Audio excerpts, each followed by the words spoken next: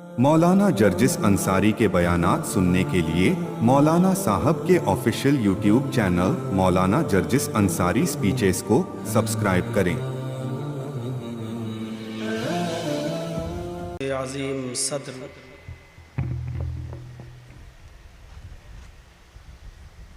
जामिया सिराजुल उलूम अस्सल्फ़िया झंडा नगर के उस्ताद मुहतरम फ़ज़ीलतुल शेख मौलाना अब्दुल रशीद मदनी हफ़िज़हुल्लाह, इस खूबसूरत इजलास के नाज़िम इजलास मुहतरम खालिद रशीद साहब और स्टेज पर बैठे हुए मुअक्कर मुअज़्ज़ज़ उलमाए किराम, खुसूसन इस इजलास के रूह रवां और हमारे दोस्त जनाब डॉक्टर फ़रीद अहमद सलफ़ी हफ़िज़हुल्लाह,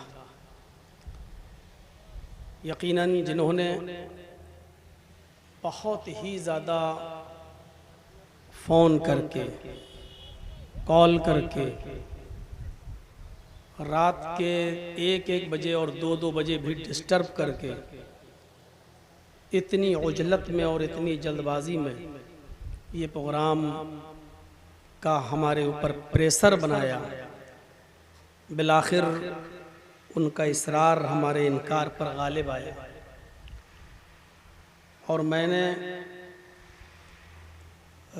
आज की ये डेट मोहतरम को दे दी। डॉक्टर फ़रीद साहब की बात मैं इसलिए भी और नहीं काट सका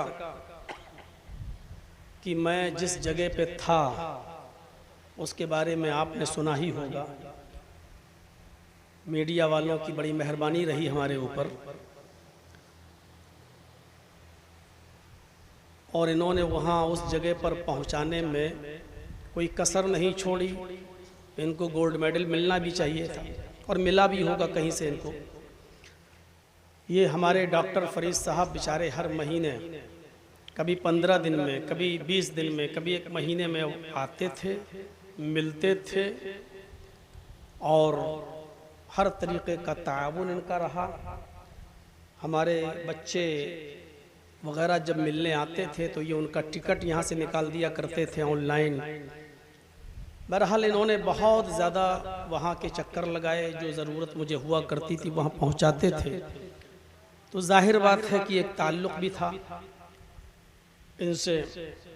एक मौके पर ये हमारे पास उस वक्त आए जब मरकज़ी जमीयत अहले हदीस हिंद के अमीर मोहतरम मसग़र अली इमाम महदी हफ़िज़हुल्लाह भी हमसे मिलने आए। नाज़िम अमूमी जनाब मौलाना हारून साहब भी हमसे मिलने आए। उस वक्त भी उनके साथ हमारे पास पहुँचे। शेख जुनैद मक्की जो बनारस के रहने वाले हैं और वहाँ एक मदरसा भी चला रहे हैं, वो भी हमसे मिलने के लिए आए। ये उनके साथ भी थे।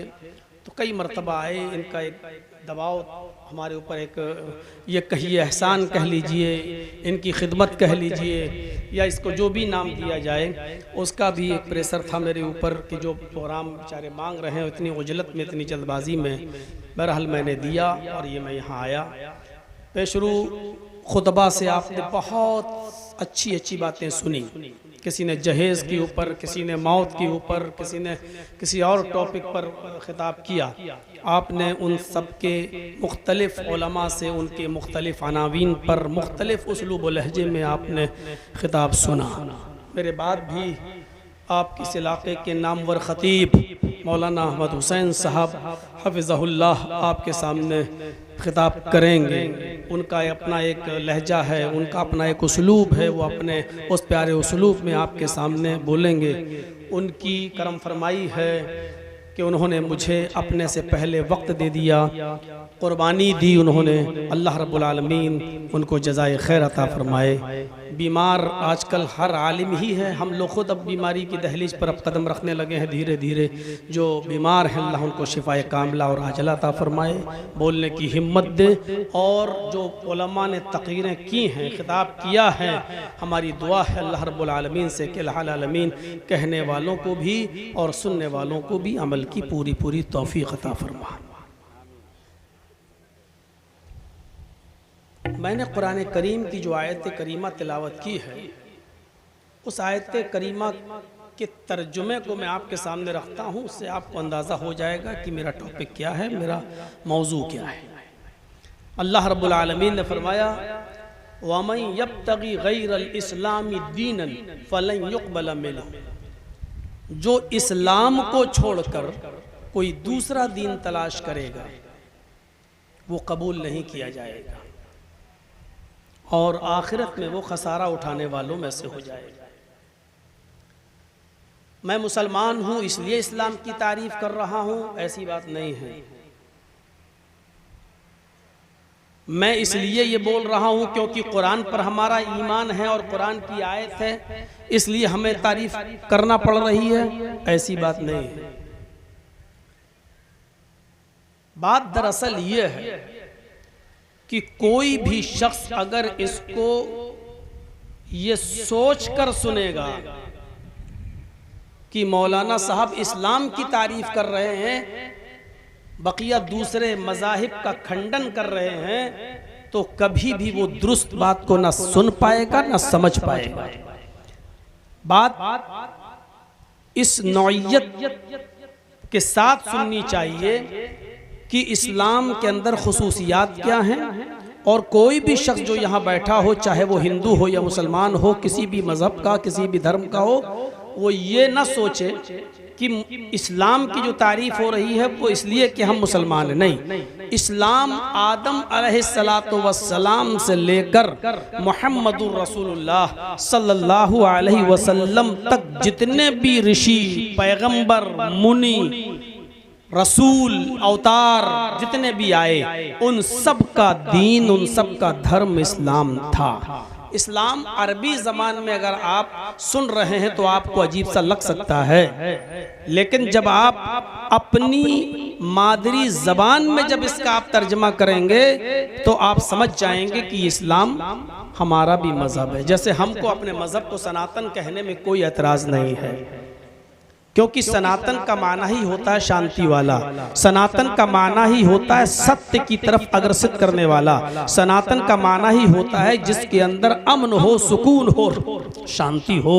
आप अरबी के स्कॉलर्स हमारे स्टेज पर बैठे हैं, किसी से पूछ लीजिए कि इस्लाम का माना क्या है, तो वो यही जवाब देंगे कि इस्लाम का माना ही होता है अमन और शांति और सलामती। तो हम जब इस नौइयत से और इस हिसाब से जब सुनते हैं तो हम समझ लेते हैं कि इस्लाम को हम अरबी में कहते हैं तो इस्लाम है, उसी को अगर हम संस्कृत में ट्रांसलेट कर दें तो वही सनातन है।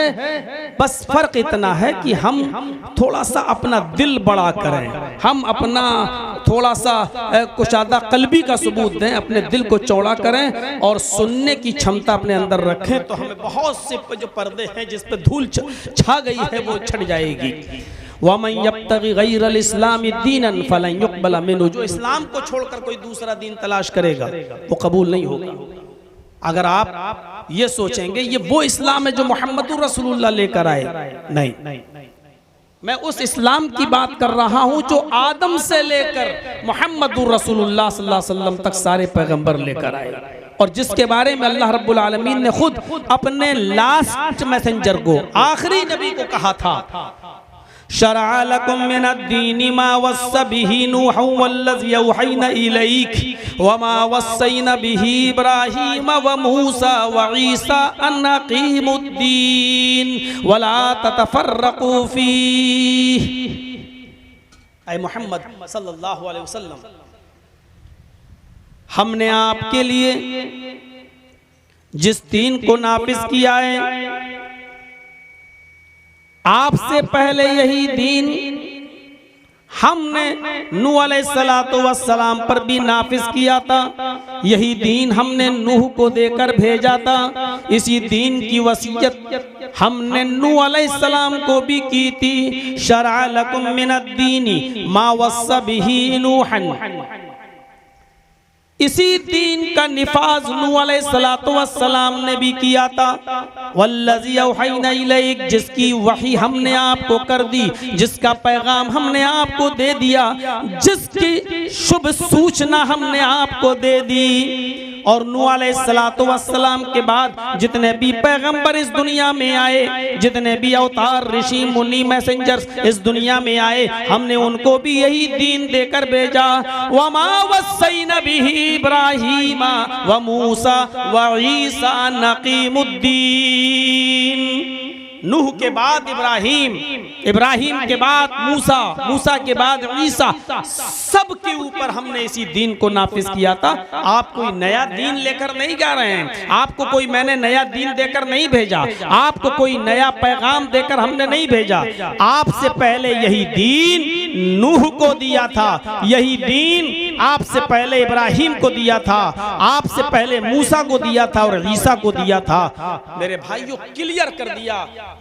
नूह, जिनको आप मनु के नाम से जानते हैं और जिनकी मनुस्मृति अगर आप पढ़ लें तो आप ताज्जुब करेंगे कि मनु का पुत्र जिस तरीके से जल पलायन में डूबकर मरा था, हमारे यहाँ नूह अलैहिस्सलातु वस्सलाम का बेटा कनान पानी में डूबकर किस तरीके से मरा था, जिस तरीके से आपके यहाँ मनु ने बहुत लंबी चौड़ी नाव और कश्ती बनाई थी मनुस्मृति के आधार पर, उसी तरीके से हमारे यहाँ कुरान के मुताबिक नूह अलैहिस्सलाम ने भी एक बहुत बड़ी नाव बनाई थी। जिस तरीके से मनु अपने साथियों को लेकर उस नाव में सवार हो गए थे, उसी तरीके से हमारे कुरान के मुताबिक नूह अलैहिस्सलाम भी अपने साथियों को लेकर उस पर सवार हुए थे। जिस तरीके से धरती से भी पानी निकला और आकाश से भी पानी आया, कुरान के आधार पर भी जमीन ने पानी फेंका और आसमान से भी पानी गिरा।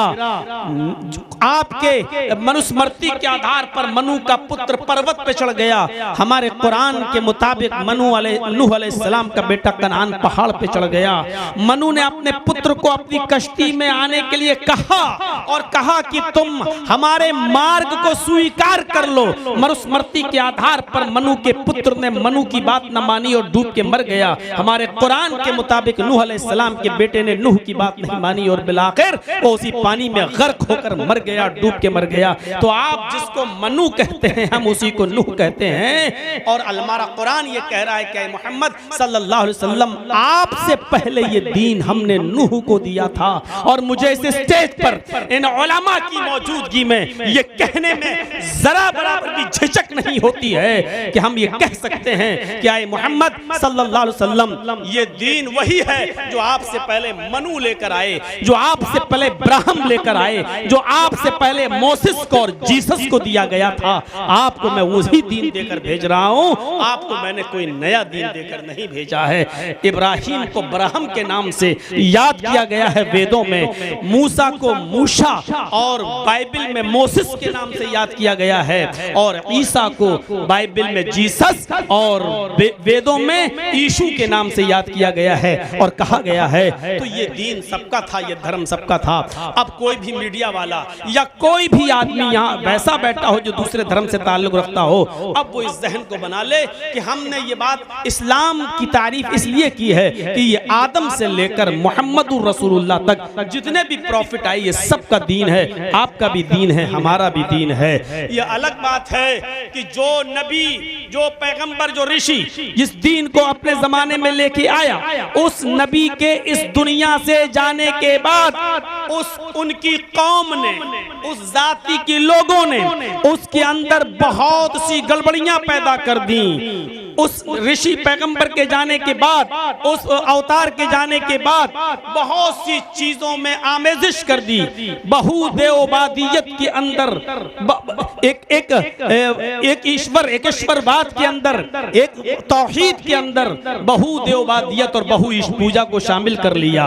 एक तौहीद के अंदर एक अल्लाह की इबादत के अलावा उन्होंने बहुत से देवी देवताओं की और बहुत से माबूदों की इबादत करना शुरू कर दी, और यहीं से बिगाड़ पैदा होता है। एक ईश्वरवाद की सही शक्ल पेश करने के लिए, तौहीद की सही शक्ल पेश करने के लिए सबसे लास्ट में, सबसे आखिर में अल्लाह तबारक व तआला ने मोहम्मदुर रसूलुल्लाह को आपके वेदों के मुताबिक महामद को, महमिद को, अहमद को, अहमिद को, मोहन मदन को, नराशंस को, कल की अवतार को अंत में आखिरी नबी की हैसियत से इस दुनिया में भेजा और भेजने के बाद कह दिया अल-यौमा अकमलतु लकुम दीनकुम व अतममतु अलैकुम निअमती।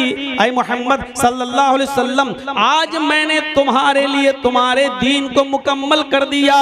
आदम से लेकर ईसा तक, यीशु तक, जीसस तक जितने भी नबी जो पैगंबर थे, जो दीन लेकर आए थे, मैंने उसकी पूरी की पूरी तकमील आज कर दी, उस दीन को मुकम्मल आज कर दिया। अब आज के बाद इस दीन के अंदर न तो किसी चीज की कोई कमी की जा सकती है, न किसी चीज को घटाया जा सकता है, न किसी चीज को बढ़ाया जा सकता है। वो अतममतु अलैकुम नेमती, हमने अपनी नेमतों का इत्माम कर दिया। अब सारी नेमतें पूरी हो चुकी हैं। अब इसमें कोई चीज जो हलाल हो चुकी है हराम नहीं होगी, जो हराम हो चुकी है वो हलाल नहीं होगी। अब ये दीन कयामत की सुबह तक कायम रहेगा, महाप्रलय के दिन तक रहेगा, लास्ट डे तक रहेगा, डे ऑफ जजमेंट तक। अब यही दीन चलेगा। ये दीन मोहम्मदुर रसूलुल्लाह का नहीं है। कोई भी अन्य धर्म का मानने वाला इसको मोहम्मद का दीन न समझे। ये आदम का दीन है, ये नूह का दीन है, ये याकूब का दीन है, ये यूसुफ का दीन है, ये यहया का दीन है, ये जकरिया का धर्म है, ये इब्राहिम का है, ये मूसा का है, ये ईसा का है। हाँ हाँ, मैं खुले तौर पर कुशादा कल्बी का सबूत देते हुए, अपने दिल को चौड़ा करते हुए, कुशादा करते हुए कह देता हूँ, यही दीन, यही धर्म रामचंद्र जी का भी है और यही धर्म कृष्ण जी का है। फिर मैं कहता हूँ कि बिगाड़ वही हुआ कि इन महान पुरुषों के जाने के बाद, इन महान व्यक्तियों के जाने के बाद लोगों ने, उस कौम की मानने वालों ने, उस कौम के लोगों ने, उस ऋषि पैगंबर मुनि के मानने वालों ने दीन में गड़बड़ियां पैदा कर दी हैं। और जब जब गड़बड़ी पैदा हुई तब तब अल्लाह ने नबी और रसूल को भेजा।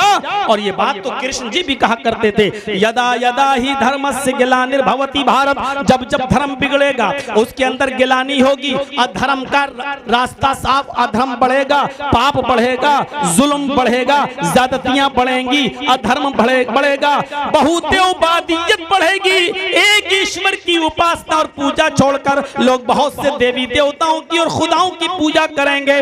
तब तब मैं अवतार ग्रहण करूंगा, यानी तब मैं सुधार के लिए आऊंगा, तब मैं दुनिया के अंदर आऊंगा, अपना इजहार करूंगा और इस दुनिया को और के रहने वालों को सुधारूंगा, एक ईश्वरवाद को लागू करूंगा, बहुदेववादियत को छुड़ाऊंगा और लोगों को एक ईश्वर की इबादत और पूजा की तरफ में लाऊंगा। इसीलिए आदम से लेकर मोहम्मदुर रसूलुल्लाह तक जितने भी नबी इस दुनिया में आए, सबका मूल मंत्र एक था, सबका कलमा एक था। नूह अलैहिस्सलाम इस दुनिया में आए तो कलमा था ला इलाहा इल्लल्लाह, नूह रसूलुल्लाह। मूसा अलैहिस्सलाम जब इस दुनिया में आए तो कलमा था ला इलाहा इल्लल्लाह, मूसा रसूलुल्लाह। जब ईसा अलैहिस्सलाम इस दुनिया में आए तो कलमा था ला इलाहा इल्लल्लाह, ईसा रसूलुल्लाह। जब मुहम्मदुर रसूलुल्लाह इस दुनिया में आए तो कलमा था ला इलाहा इल्लल्लाह, मुहम्मदुर रसूलुल्लाह। और आज भी ये कलमा है और क़यामत तक भी ये कलमा पढ़ा जाता रहेगा।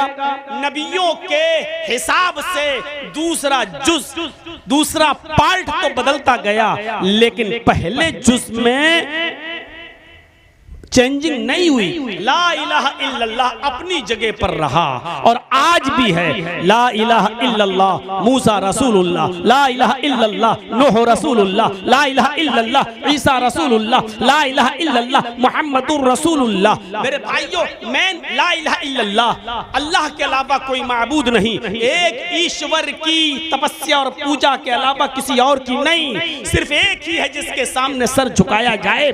ये शुरू से दावत दी जाती रही है, यहां तक कि अल्लाह ताला ने मुहम्मदुर रसूलुल्लाह को भी हुक्म दिया, आए मेरे नबी, आप इन अहले किताब को भी अगर बुलाओ तो इसी कलमे का वास्ता दो, इसी कलमे को याद दिलाओ और कहो कि मुझे अपना दुश्मन क्यों समझ रहे हो, मुझसे दूर क्यों भाग रहे हो। अरे तुम्हारा भी तो वही कलमा था, हम तुम्हें उसी कलमे की तरफ बुला रहे हैं। कुरान कहता है, कुल या अहलल किताबी तालौ इला कलिमतिन सवाइन बैनना व बैनकुम अल्ला नअबुद नाबुदा इल्लल्लाह।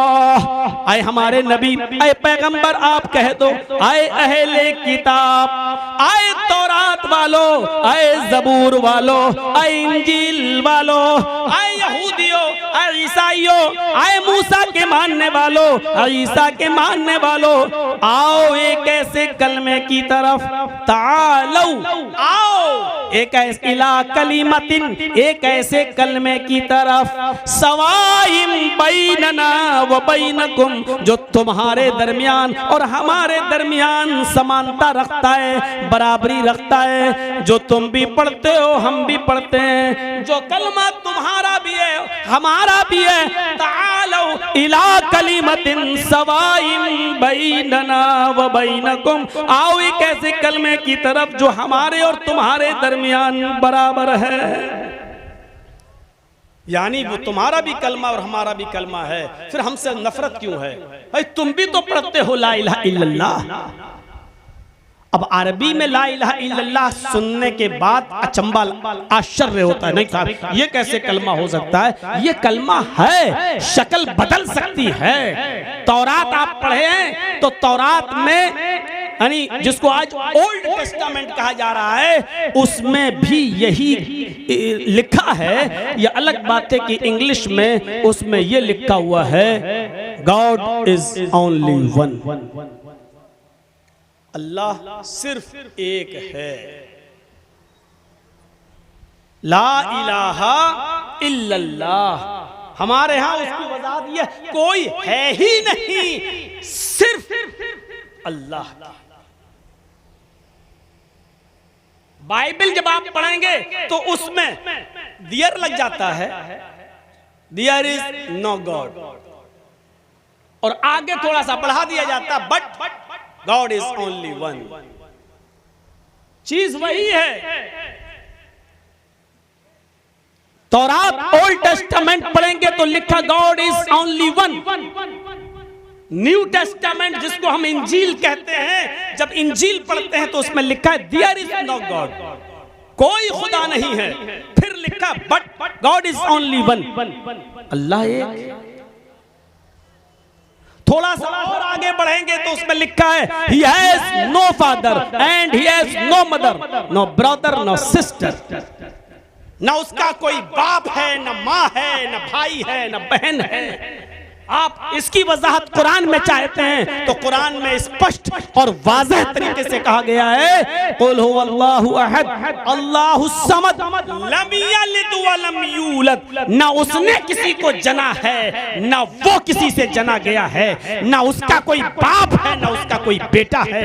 जब ना उसकी कोई औलाद है, ना उसकी कोई बीवी है, ना उसका कोई बेटा है, ना बेटी है, ना भाई है, ना बहन है। यही वजाहत उसके अंदर भी हमें मिलती है। तो जब हम इस नजरिए से देखते हैं कि ये दीन मोहम्मद का है तो हम इससे भागते हैं। इस नजरिए से मत देखो, बल्कि इस नजरिए से देखो कि इस दुनिया के बनाने वाले ने जो दीन दिया है वो एक है, अलग अलग नहीं। उसने सूरज बनाया, जब वो हिंदू भाइयों का अलग नहीं और मुसलमानों का अलग नहीं, ईसाइयों का अलग नहीं और सिखों का अलग नहीं, जैनियों का अलग नहीं, बुद्धिस्टों का अलग नहीं। उसने जो आसमान बनाया ये तमाम धर्म वालों का अलग अलग नहीं है। उसने जो चांद बनाया ये सबका अलग अलग नहीं है। उसने जो जमीन बनाई वो सबके अलग अलग नहीं है। उसने जो आसमान से बारिश बरसाई है वो सबके लिए है, किसी एक के लिए खास नहीं है। तो आसमान से उतारा हुआ मजहब, अल्लाह की तरफ से नाजिल किया हुआ धर्म अलग अलग कैसे हो जाएगा? वो अलग अलग कैसे बढ़ जाएगा? वो भी एक है। हम तो कह रहे हैं आदम से लेकर मुहम्मदुर रसूलुल्लाह तक जितने भी आए सबका दीन एक है, सबका मजहब एक है। हाँ, जब बिगाड़ पैदा हुआ उस बिगाड़ को दूर करने के लिए पैगंबर और नबी आते रहे, और जाहिर है कि आपके यहाँ पर भी लास्ट में, अंत में, आखिर में एक नबी है जो आएगा। आप कहते हैं आएगा, हम कहते हैं आ चुका है। आपके यहाँ जो पहचान बताई जाती है वो पहचान हो चुकी है। मरुस्थल निवासी ने वो रेगिस्तान में निवास करेगा। आप उसको भारत में ढूंढ रहे हैं। आपकी किताब कह रही है, ऋग्वेद कह रही है, भागवत पुराण कह रही है, मरुस्थल निवासी ने वो रेगिस्तान में आएगा। मरुस्थल निवासी ने मरुस्थल में रेगिस्तान में निवास करेगा। और हम मानते हैं कि आखिरी नबी जनाब मोहम्मद रसूलुल्लाह का जन्म रेगिस्तानी इलाके में मक्के में उस तपते हुए सहरा में हुआ था जिसकी गर्मी मशहूर है। हम मानते हैं आपके यहाँ कहा गया अश्वमा शुभमारूहा देवदत्त जगतपति, वो घोड़े पर सवारी करेगा और युद्ध में जाएगा। षटेश्वर्या गुणन्विता आसिना साधुत मनम षटेश्वर्या गुणन्विता, घोड़े पर बैठकर तलवार से युद्ध करेगा। आपकी किताब के मुताबिक पता चलता है कि वो उस जमाने की प्रिय सवारी घोड़ा होगा। घोड़े की सवारी 1400 साल पहले ही हुआ करती थी। तलवार से जंगों में जाएगा और युद्ध करेगा। आपके इस किताब के आधार पर साफ तौर पर जाहिर होता है कि वो तीरों तलवारों से युद्ध और लड़ाई जब हो रही होगी वो उस जमाने में आएगा। हम मानते हैं कि मोहम्मद रसूलुल्लाह का जन्म अंतिम ऋषि और आखिरी पैगंबर मोहम्मद रसूलुल्लाह का जन्म भी उसी जमाने में हुआ था। और आप की मशहूर सवारी घोड़ा भी थी। आप ऊंट पर भी बैठे हुए थे। जंग में जब जाया करते थे तो घोड़े ही पर अक्सर आपने सफर भी किया। तीरों तलवारों के जरिए आपने युद्ध किया। मेरे भाइयों, ये सारी पहचान जो आपकी किताबों में है वो तो 1400 साल पहले की है। आपकी किताबों में ये भी कहा गया है कि बधूमंतो द्युदशा, बधू मानी बहु बीवी और द्यु मानी 2 दश मानी 10, द्युदश 2 और 10 यानी 12। जिसकी 12 बीवियां होंगी, जिसकी 12 पत्नियां होंगी, वो आखिरी नबी आखिरी पैगंबर होगा। 12 नबी वाला आप ढूंढ ढूंढ के तलाश कर करके मर जाएंगे। आपको 12 पत्नियों वाला सिवाय मोहम्मद रसूलुल्लाह के और कोई नहीं मिलेगा। 11 बीवियों का जिक्र तो हदीसों की किताबों में साफ साफ मौजूद है। और एक मारिया किप्तिया जो मुकौकिस के बादशाह ने जब भेजी थी, 2 लड़कियां सीरीन और मारिया किप्तिया तोहफे में। अल्लाह के नबी ने सीरीन तो हसन इब्ने साबित को दे दिया था और मारिया किप्तिया को आपने अपने पास रख लिया था। मारिया किप्तिया के बतन से, पेट से अल्लाह के नबी का एक बच्चा भी पैदा हुआ जिसका नाम इब्राहिम था। तो 11 बीवी और एक मारिया किप्तिया, 12 बीवियों वाला अगर आप तलाश करेंगे तो वो सिवाय मोहम्मद रसूलुल्लाह सल्लल्लाहु अलैहि वसल्लम के और कोई हमें दिखाई नहीं देता है। मेरे भाइयों, आप अपनी किताबें पढ़ेंगे तो आप जो धूल जमी हुई है वो छटती चली जाएगी। हम तो कहते हैं कि हमारी किताब समझ में नहीं आती है, मत पढ़ो। अपनी किताब पढ़ने के बाद तलाशना शुरू करो तो सच्चाई आपके सामने आती चली जाएगी। मेरे भाइयों, आज के इस दौर में हमें चाहिए कि हम प्रेम की बातें करें, मोहब्बत की बातें करें, लोगों को मिलाएं। आग लगाने वाले तो बहुत फिर रहे हैं और आज के इस दौर में सबसे ज्यादा आग मीडिया लगा रही है। अभी देखिए प्रयागराज में, इलाहाबाद में वो 2 सगे भाइयों का मर्डर हुआ। नाम लेने की जरूरत नहीं है।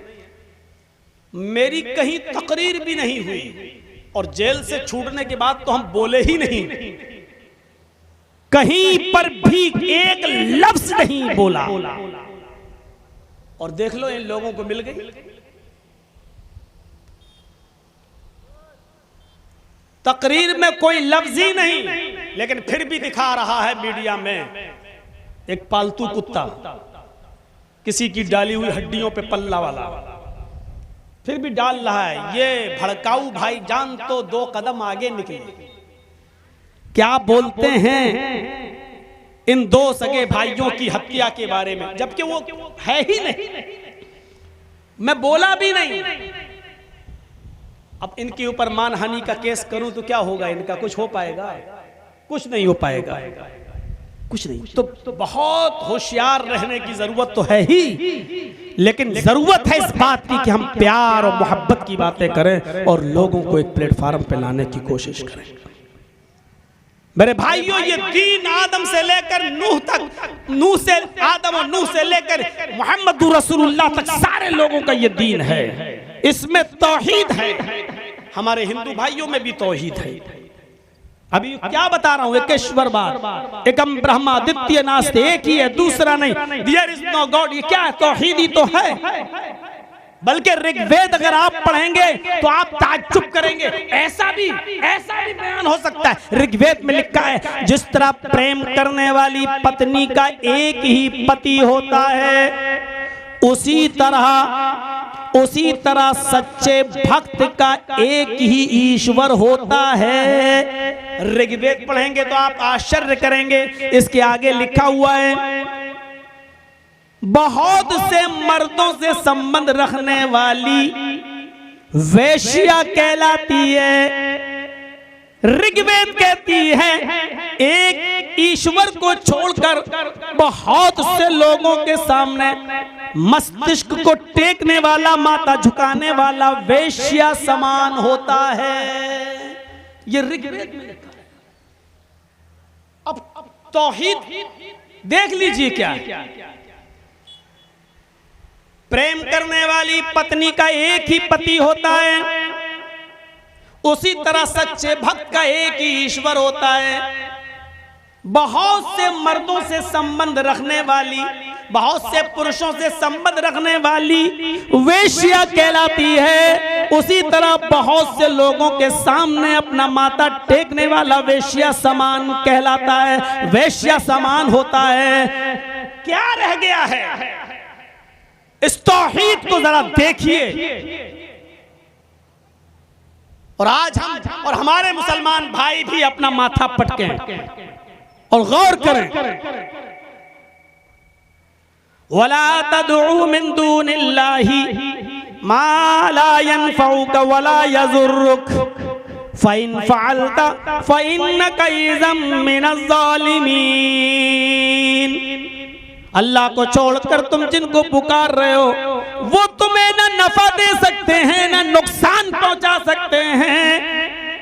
फ़इन फ़अलता फ़इन्नका इज़म मिनज़ ज़ालिमीन। अल्लाह को छोड़कर अगर तुमने दूसरों को पुकारा तो जालिम कहलाए जाओगे। फ़इज़म मिनज़ ज़ालिमीन, तुम्हारा शुमार जालिमों में होगा। वल्लज़ीना तदऊन मिन दूनिही मा यमलिकून मिन क़ित्मीर। अल्लाह को छोड़कर तुम जिसको भी पुकार रहे हो ये खजूर की गुठली के छिलके के भी मालिक नहीं है। मा यमलिकून मिन क़ित्मीर, खजूर खाकर गुठली, और गुठली को भी आप ऐसे अगर नाखून से हल्का सा कुरेदेंगे तो हल्का सा परत छिलका निकलेगा गुठली के ऊपर से भी। अल्लाह कहता है अल्लाह को छोड़कर तुम जिनको पुकार रहे हो ये उस खजूर की गुठली के छिलके, उसके परत के भी मालिक नहीं है। इन तदऊहुम ला यस्मऊ दुआअकुम, अगर तुम इनको पुकारो तो वो तुम्हारी पुकार को सुन भी नहीं सकते। वलौ समिऊ मस्तजाबू लकुम, और अगर सुन लें तो जवाब नहीं दे सकते। वयौमल क़यामत यकफुरून बिशिरकिकुम, क़यामत के दिन तुम्हारे शिर्क से बेजार हो जाएंगे, इनकार कर देंगे। अल्लाह कहेगा अच्छा तूने कहा था ये 18 मीटर की चादर लेके आना मेरे पास, इधर आ। क़यामत के दिन वो कह देंगे अल्लाह मैंने तो इनसे ये कहा ही नहीं था, ये तो खुद जिम्मेदार हैं, मैं तो मना करके आया था। अल्लाह मैंने नहीं कहा था। यौमल क़यामत यकफुरून बिशिरकिकुम, क़यामत के दिन ये तुम्हारे शिर्क से बेजार हो जाएंगे, इनकार कर देंगे और कहेंगे कि अल्लाह हमने कब कहा था, हमने कब बुलाया था इनको अपने पास, हमने कब कहा था कि मेरे पास आना चढ़ावे लेकर, मेरे पास आना मन्नतें मांगने, हमने कब कहा था। इनकार कर देंगे वो क़यामत के दिन। लो जिस पे तकिया था वही पत्ते हवा देने लगे, जिन पे आसरा था वही तुम्हारा इनकार कर देंगे क़यामत के दिन। ये तौहीद दूसरे मजहब के अंदर है, हमारे मजहब में भी है, ईसाइयों में तौहीद। और हमारे यहूदी भाई तौरात अगर आप पढ़ेंगे तो शर्मिंदा हो जाएंगे। बस हल्का सा पूरा वाकया हमारे YouTube पे चले जाइएगा, वहां आपको मिल जाएगा, YouTube पर ढूंढिएगा। सिर्फ इतनी सी बात कि तौरात के हवाले से मूसा अलैहिस्सलाम बुजुर्ग को जंगल में प्यासा देखते हैं तो कहते हैं कि बुजुर्ग से तुम प्यासे हो? कहा कि भूखा भी हूँ प्यासा भी हूँ, खाना तो कोई ना कोई दे जाता है, आ जाता है, लेकिन पानी 3-4 दिन से नहीं आया है, तो मैं कहीं पानी मिल जाए तो जाओ ले आओ। मूसा अलैहिस्सलाम ने पूरा जंगल ढूंढा, पानी नहीं मिला। उसने कहा जंगल से बाहर कहीं मिल जाए तो ले आओ। मूसा जंगल से बाहर गए, पानी मिल गया, लेकर आए। जैसे ही पानी का प्याला लेकर उस बुजुर्ग के पास पहुंचे, उस बुजुर्ग की रूह कब से उनसुरी से प्रवास कर गई, वो बुजुर्ग इंतकाल कर गया। मूसा अलैहिस्सलाम उसको सहारा दे रहे हैं, लेकिन उसकी रूह नहीं है, निकल चुकी है, वो डेथ कर गया। मूसा अलैहिस्सलाम ने देखा उसकी दिल की धड़कनें बंद, उसकी सांसें बंद। मूसा अलैहिस्सलाम ने उस बुजुर्ग को जमीन पर लिटाया, खड़े हुए। तौरात कहती है, ओल्ड टेस्टामेंट, पानी का गिलास उठाकर पटक दिया, फेंक दिया और कहा अल्लाह ये तेरा कैसा इंसाफ है। एक बुजुर्ग ने जिंदगी भर तेरी इबादत करके जंगल में पूरी जिंदगी गुजार दी, तुझे सजदा करता रहा, और आज तूने उसको 2 घूंट पानी पीने का भी मौका नहीं दिया, ये तेरा कैसा इंसाफ है। आवाज आती है गैब से, मूसा अपनी जबान को लगाम दे और सोच मैंने उसको क्यों मौत के घाट उतारा है। अल्लाह ने, मूसा ने कहा मुझे बता। तौरात कहती है वो कलीमुल्लाह थे, अल्लाह से डायरेक्ट बातें किया करते थे। अल्लाह ने कहा मूसा बता, तू तो उस जंगल में आज गया है, तेरे आने से पहले उसको खाना कौन खिलाता था? कहा अल्लाह तू। पानी कौन पिलाता था? कहा अल्लाह तू। उसकी मदद कौन करता था? कि अल्लाह तू। कहा मूसा आज तक उसको पूरी जिंदगी मैंने खिलाया, मैंने पिलाया, और आज जब मैंने उसको 2-3 दिन पानी नहीं दिया और तू उस जंगल में पहुंच गया, हाय मूसा मैंने उसको देखा कि उसने पानी का सवाल मुझे छोड़कर तुझसे कर लिया, पानी का सवाल मुझे छोड़कर तुझसे कर लिया। आए मूसा जब खिलाता था मैं, पिलाता था मैं, तो आज उसने पानी मुझसे क्यों नहीं मांगा, तुझसे क्यों मांगा है? मैंने इसलिए उसको मौत के घाट उतार दिया है ताकि ये मंजर पूरी दुनिया के सामने आए और लोग इसको देख लें कि देखो जब अल्लाह किसी की रूह निकाल लेता है तो किसी नबी के अंदर भी इतनी ताकत नहीं कि वो किसी को 2 घूंट पानी भी पिला सके। अगर तुम्हारे अंदर पानी पिलाने की ताकत है तो जरा पिला के दिखाओ। ये तौरात में आज भी लिखा हुआ है वाकया। मेरे भाइयों, तौरात में तौहीद है। यहूदी तौहीद पर अमल न करें वो अलग बात है, वेदों में तौहीद है, हिंदू भाई अमल न करें वो अलग बात है। बाइबल में तौहीद है, ईसाई अमल न करें वो अलग बात है। कुरान और हदीस में तौहीद है, मुसलमान अमल न करे तो इसमें कुरान और हदीस का कसूर नहीं है। हमारे यहाँ तो तौहीद ये है कि मेरे भाइयों, नबी अकरम सल्लल्लाहु अलैहि वसल्लम ने से एक सहाबी ने कहा कि मुझे 2 जुमलों में बताइए, 2 वर्ड में बताइए, मुझे दूर जाना है कि तौहीद किसे कहते हैं। अल्लाह के नबी ने फरमाया इज़ा सअलता फसअलिल्लाह व इज़ा इस्तअनता फस्तईन बिल्लाह। जब सवाल कर तो अल्लाह से सवाल करना और जब मदद मांग तो अल्लाह से मदद मांगना, यही तौहीद है। तौहीद वेदों में मिलेगी, तौहीद कुरान में मिलेगी। मेरे भाइयों, आइए इस्लाम रिसालत का सही तसव्वुर पेश करता है और देखिए महान पुरुषों की जिंदगी उठाइए, इज्जत सबकी कीजिए। हमारा दीन कहता है कि तुम किसी के बुजुर्गों को बुरा मत कहो, बल्कि हमारा कुरान तो यहां तक कहता है ला तसुब्बुल्लज़ीना यदऊना मिन दूनिल्लाह फयसुब्बुल्लाह अदवन बिगैरि इल्म। तुम दूसरों के बुजुर्गों को गाली मत दो। जो लोग अल्लाह को छोड़कर गैरों की इबादत करते हैं तुम उनको गाली मत दो। अगर तुम गैरों के महान पुरुषों और बुजुर्गों को गाली दोगे तो इसका नतीजा ये निकलेगा फयसुब्बुल्लाह अदवन, वो तुम्हारे असली रब को गाली देंगे दुश्मनी में बगैर इल्म के। अगर तुम उनके बुजुर्गों को गाली दोगे तो वो तुम्हारे अल्लाह को गाली देंगे बगैर इल्म के, इसलिए तुम दूसरों के बुजुर्गों को गाली मत दो। तुम उनकी इज्जत करोगे तो वो तुम्हारे रब की भी इज्जत करेंगे। अगर तुम उनको गाली दोगे तो दुश्मनी में वो तुम्हारे असली रब को भी गाली देंगे। इसलिए इज्जत और एहतराम बताया है इस्लाम ने मेरे भाइयों। लेकिन आज आप देख लीजिए दुनिया में बड़े बड़े मजहबों को मज़ाहिब को उठाकर देख लीजिए। ईसाइयों ने ईसा अलैहिस्सलाम को इंसान नहीं रहने दिया, जबकि उनकी बाइबल ही कहती है, क्या कहती है कि वो messenger of Allah, messenger of God, Allah के नबी। लेकिन उनकी बाइबल ये भी कहती है सन ऑफ गॉड, अल्लाह का बेटा। दोनों बातें आप देख लीजिए। ईसाइयों ने ईसा को इंसानियत से निकाल दिया, अल्लाह का बेटा बना दिया। और ईसाइयों के दूसरे फिरके ने ईसा को, मरियम को और अल्लाह को, तीनों को एक मान लिया। 3/1, 1/3। अल्लाह ही ईसा, अल्लाह ही मरियम, ईसा ही अल्लाह, ईसा ही मरियम, मरियम ही अल्लाह, मरियम ही ईसा।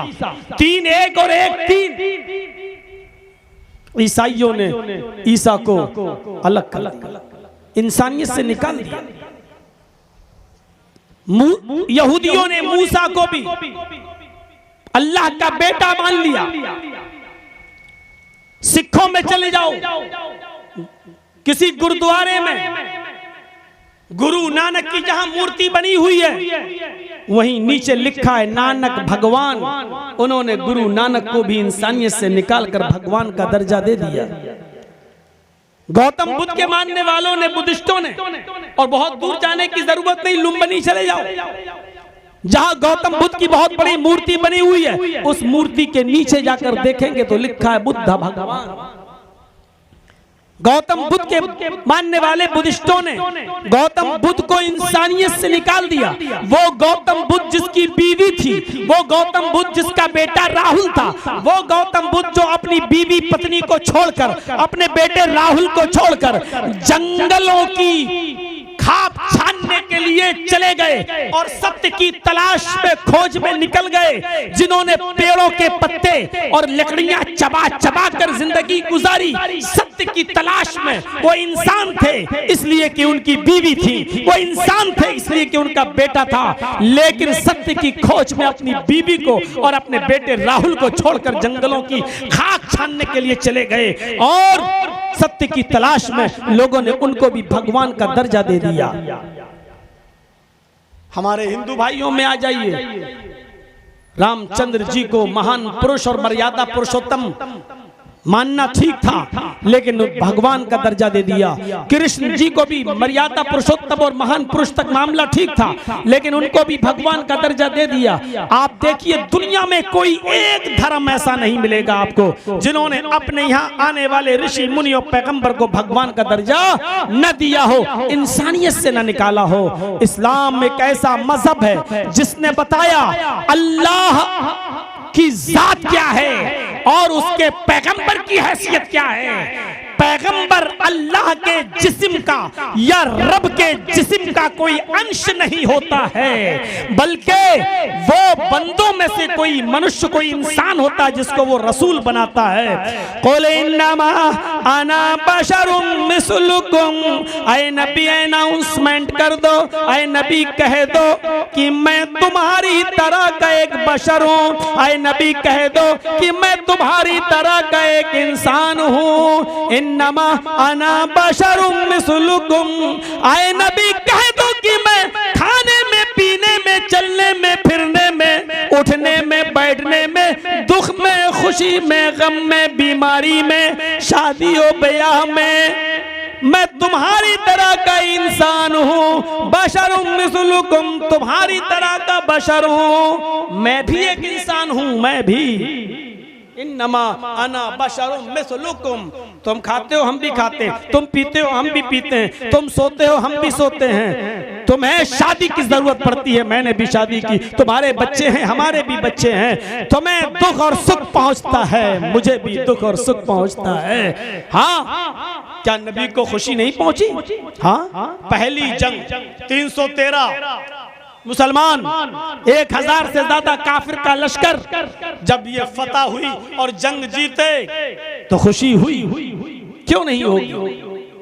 आपके घर में आपका बेटा इब्राहिम मारिया किब्तिया के बतन से पैदा हुआ तो खुशी हुई, क्यों नहीं होगी? एक बाप के घर में लखते जिगर आया है, क्यों नहीं खुशी होगी?